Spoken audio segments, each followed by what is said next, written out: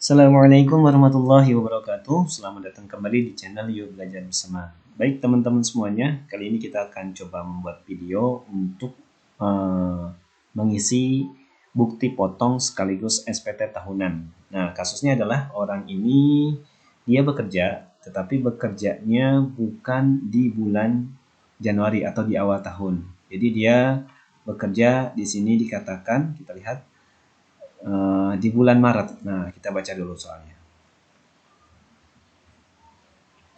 Kita pakai warna merah saja. Sebentar. Nah, Sukiman, jadi orang ini namanya Sukiman, mulai bekerja di PT Berkah pada bulan Maret 2021. Selama tahun 2021, Sukiman memperoleh gaji sebesar 90 juta. Jadi 90 juta ini dari bulan Maret sampai Desember. Kemudian ada juga uang lemburnya 1 juta. Ini selama bulan Maret sampai Desember juga, bonusnya 8 juta. Sukiman membayar iuran pensiun 1% dari gaji. Kita tambahkan di sini. Informasi yang lain adalah Sukiman misalkan sudah menikah dan punya 1 anak. Oke, sekaligus ini dia punya NPWP ya. Catatannya dia punya NPWP. Nah, bagaimana cara membuat bukti potongnya ketika nanti di bulan Desember? Nah, kita lihat di sini. Kasusnya tadi Tuan Sukiman bekerja dari bulan Maret. Maka di sini kita tulis 03. Ini menunjukkan bulan Maret sampai dengan Desember 12. Oke. Selanjutnya ini disesuaikan nomornya, NPWP pemotongnya juga disesuaikan, tapi tadi dia bekerja di PT Berkah, kita tulis di sini PT Berkah. NPWP-nya disesuaikan. Kemudian identitas penerima penghasilan yang dipotong, berarti ini Tuan Sukiman. Ini NIK-nya disesuaikan, NPWP-nya juga sama. Tuan Sukiman, alamatnya di Bogor, jenis kelaminnya laki-laki. Kemudian statusnya tadi K1, jabatannya ini disesuaikan saja. Oke, selanjutnya kita lihat yang bagian B, rincian penghasilan dan penghitungan PPh pasal 21. Oke, gaji pensiun atau THT JHT. Tadi kan per tahun itu dari Maret ya. Dari Maret sampai Desember. Nah, Tuan Sukiman itu dapat 90 juta. Kita tulis di sini 90 juta. Tunjangan PPh-nya tadi tidak ada. Tunjangan lainnya atau lembur lainnya tadi ada 1 juta. Ini kita masukkan. Honorarium juga tidak ada, kosong. Premi asuransi kosong. Penerimaan natura juga kosong. Nah, tadi ada bonus 8 juta. Jadi kita tulis di sini 8 juta. Sehingga penghasilan yang diterima Tuan Sukiman dari Maret sampai Desember itu ada 99 juta. Dari 90 ditambah 1 ditambah 8. Jadi 99 juta. Nah, ini penghasilan bruto Tuan Sukiman. Berarti nanti SPT yang kita buatkan adalah SPT 1770S. Ya. Karena dia lebih dari 60 juta. Jadi masuk SPT-nya nanti 1770S. Oke.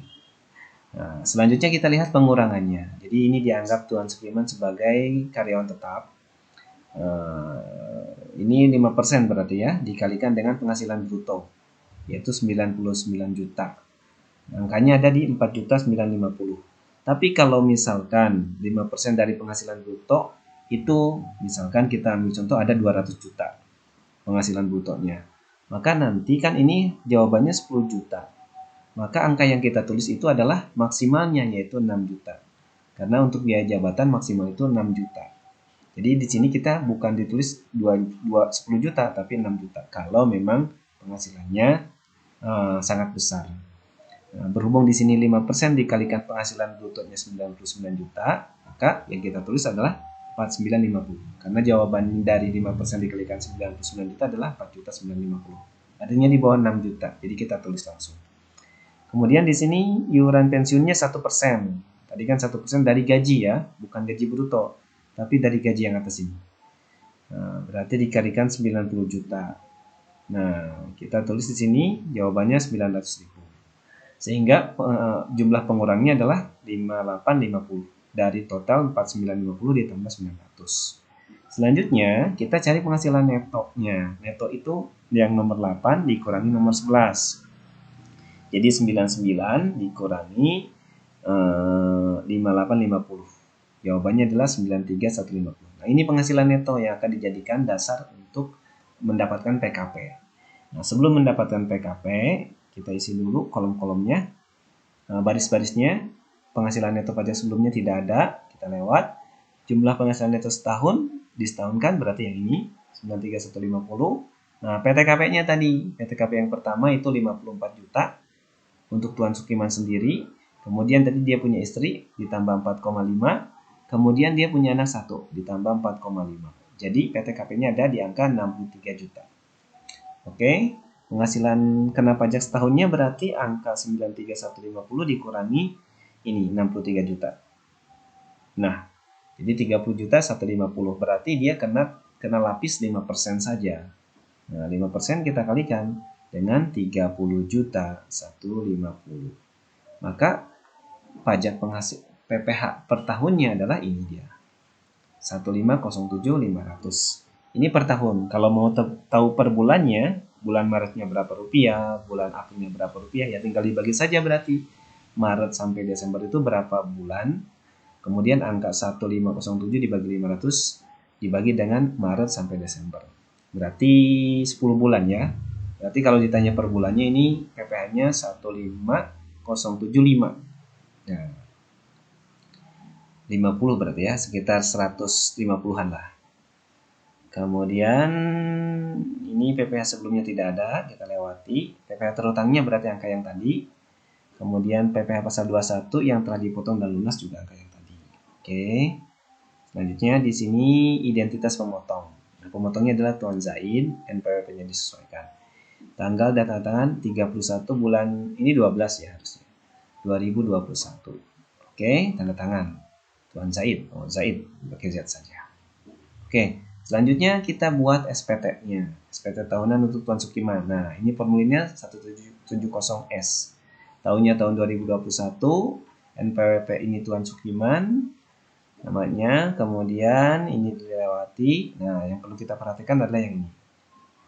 Karena tadi Tuan Sukiman punya penghasilan neto per tahunnya ini diambil dari penghasilan neto per tahun. Ini penghasilan neto per tahun. Yang nomor berapa tadi kalau di sini? Nomor 12. Nah, nomor 12. Jadi kita masukkan di sini. Kemudian penghasilan neto lainnya tidak ada.